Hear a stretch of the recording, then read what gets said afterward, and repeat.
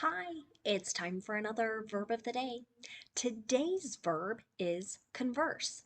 Let's take a look at the definition or how we use this particular verb. Converse is really just a very formal way to say that someone is engaging in conversation or they're talking. You should know that converse is a regular verb. We can make the progressive form of this verb by dropping an E and then adding ing to form conversing. The past tense and participle forms of this verb are going to be made by just adding the letter D, since this verb already ends in an E. Our base verb, converse, ends in an unvoiced S sound. So our past tense ending is going to make a T sound. It should sound like this: conversed, conversed. Okay. Now, you will hear a couple phrasal verbs with this particular verb. It doesn't really alter the meaning greatly, but I thought it would be good for us to look at. The first phrasal verb you might hear with converse is to converse about. Really, this just means you're talking about someone or you're talking about something. An example of this might be, should we converse about this issue? Right? Again, this sounds quite formal. This isn't a question you're likely to hear from your friends or family members. If I heard it from a coworker, I would worry that there's a problem because the tone sounds so very serious. The second phrasal verb you might hear is converse with. And here we're, again, our meaning is just to talk to someone. So after the preposition with, you're going to see a name of a person or maybe a group of people. Like in my example sentence, I must converse with my supervisor first. So you might hear someone say something of that nature if you're asking a question at a business. Perhaps that person doesn't know, or maybe they need special approval to be able to do something. Again, quite formal. Now let's practice using our verb of the day in two different verb tenses. Today we're going to talk about the past progressive or the past continuous and the present perfect. Let's start with the past progressive. I like using this particular term, past progressive, because the two P's help me remember that I need two parts to make this verb tense. I need a past form of be, so that's going to be was or were, and then I need the ing form of the verb.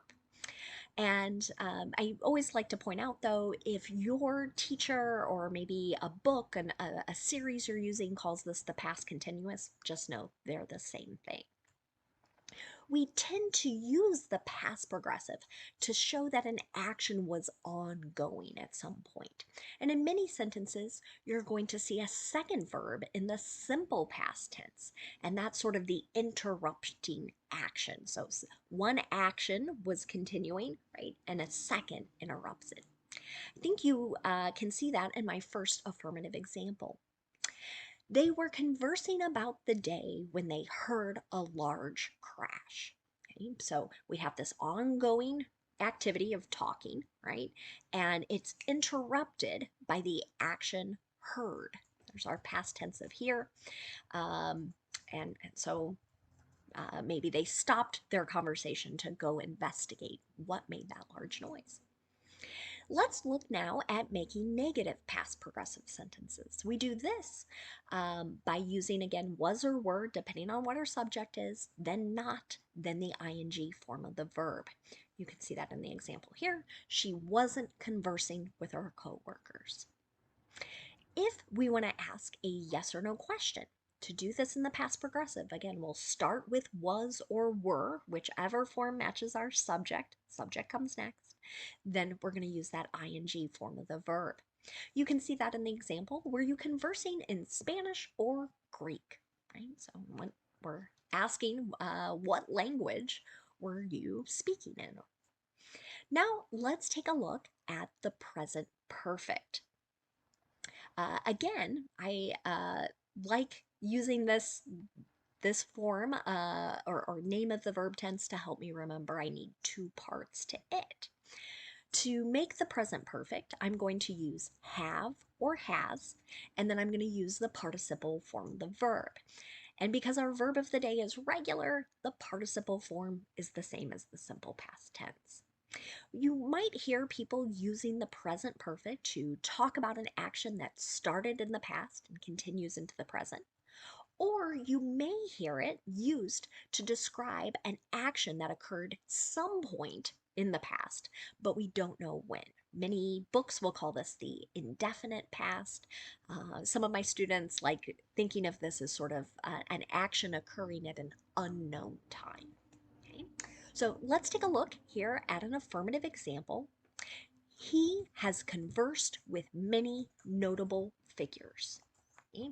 So this idea, he's talked to many famous people, essentially, is what this sentence is saying, but we don't know when, or we don't have the exact dates.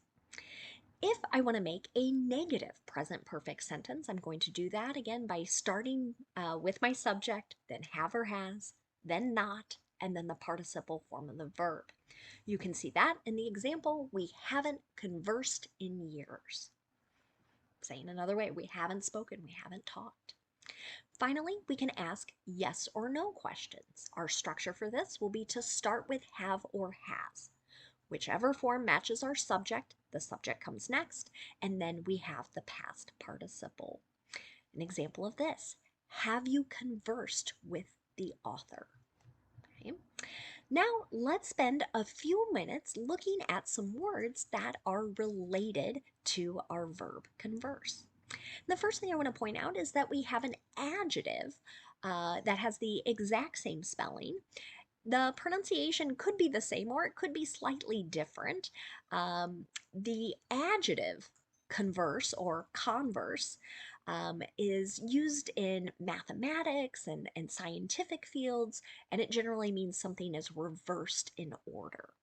So it's not an adjective you're going to hear a great deal of unless you are studying mathematics at a collegiate level or working in a field that uses really high level mathematics.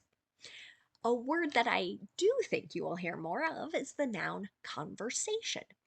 The meaning here is informal talk between two or more people. So an example of this is a sentence I think I used in a class yesterday. I told my students, you're going to breakout rooms and have a conversation about the story we just read. Okay, so in telling them what they were going to do, they didn't have to have prepared statements, right? So this is that idea of informally, kind of what are you thinking about this particular topic? Another related word that you might hear is the adjective conversational. This can have a couple meanings. One would be something that is appropriate for informal conversation. So, an example here, you might hear someone give you a piece of advice, keep your tone conversational. Right? Don't become too formal or too stilted in how you're speaking.